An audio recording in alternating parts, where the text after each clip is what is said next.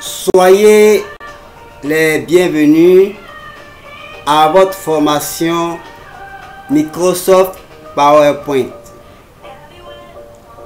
Nous allons voir deux phases au cours de cette formation. Une phase théorique, une phase pratique. La phase théorique, il y a d'abord le préalable. Travailler avec Microsoft PowerPoint suppose que nous possédons les bases de Microsoft Word, notamment la maîtrise du clavier avec la compréhension des touches alphabétiques disposées en 3 lignes horizontales, où on donne le nom AZERTY par rapport au clavier qui est en français, les 5 premières touches, et les touches de droite qu'on nomme .U, c'est-à-dire POIU, disposées de la droite vers la gauche. Ensuite, la deuxième ligne horizontale où on a les touches alphabétiques QSDFG et de la droite vers la gauche MLKJ HG, et la troisième ligne horizontale WXCV et NB. Ceci pour ne pas trop chercher le clavier.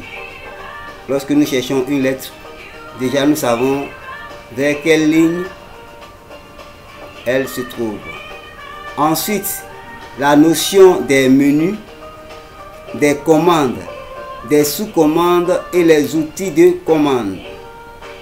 Nous devons toujours avoir en tête que les menus et les commandes sont utilisés en fonction de l'activité que nous sommes en train de mener. Donc on peut parler là d'attributs, de propriétés liées au item, au sujet ou à ce que nous sommes en train de faire. On n'utilise point les menus à la va-t-en-guerre. Nous y reviendrons. Les deux conditions avant de pouvoir commencer à travailler avec Microsoft PowerPoint sont les suivantes. D'abord, saisir et formater son sujet d'abord dans Microsoft Word ou Excel en respectant les titres, les paragraphes, les interlignes, les polices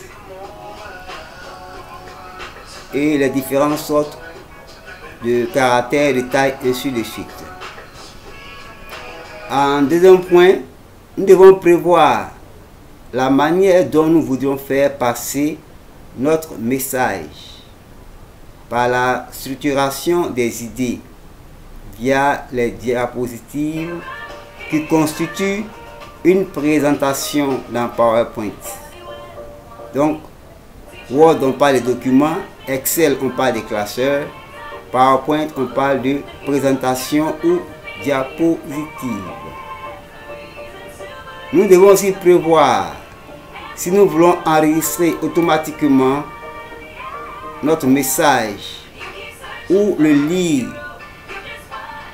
avec l'utilisation des effets spéciaux ou des sons qui touchent, ne pas dire des sons touchants. Nous devons envisager si nous voulons utiliser un modèle existant ou créer notre propre modèle.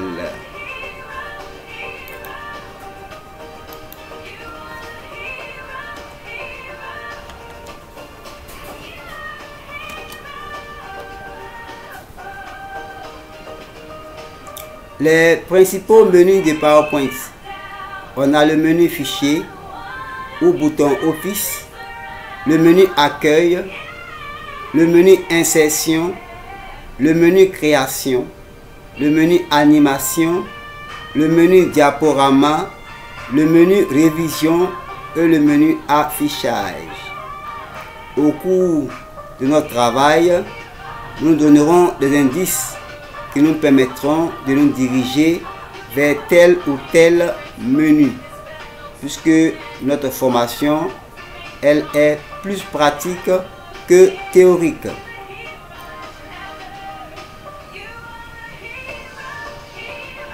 Voici comment se présente l'espace de travail de Microsoft PowerPoint.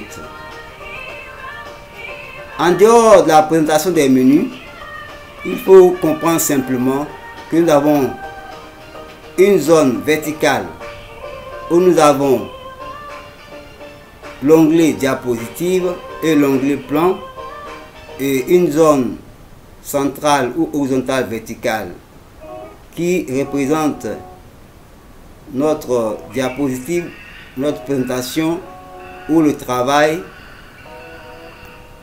achevé ou le travail que nous sommes en train de faire. Donc, nous devons retenir que les menus sont déjà positionnés par défaut, y compris le bouton d'accès rapide que nous pouvons configurer. Le bouton d'accès rapide se trouve soit ici ou soit en haut. On l'a déjà vu dans Word, dans Excel.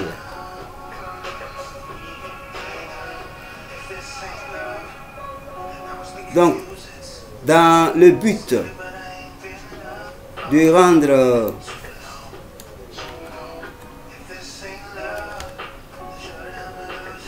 je disais, dans le but de rendre cette formation plus pratique,